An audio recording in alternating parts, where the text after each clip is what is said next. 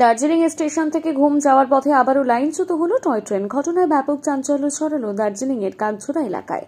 ঘটনাটি ঘটে বৃহস্পতিবার 3টে নাগাদ। জানা গিয়েছে, পর্যটকদের নিয়ে জয় রাইড করতে একটা স্টিম ইঞ্জিন দার্জিলিং স্টেশন থেকে ঘুমে যাচ্ছিল। সেই সময় ঘটে এমন ঘটনা। তবে নতুন বছরে 4 দিন কাটতে না কাটতে আবারও টয় ট্রেনের মতন ঐতিহ্যশালী ট্রেনের দুর্ঘটনায় যথেষ্ট আতঙ্ক বাড়াচ্ছে পাহাড়ে আসা পর্যটকদের। তবে এদিন টয় ট্রেন লাইনচ্যুত হলেও বড় ধরনের দুর্ঘটনা থেকে রক্ষা পেয়েছে ট্রেনে থাকা যাত্রীরা।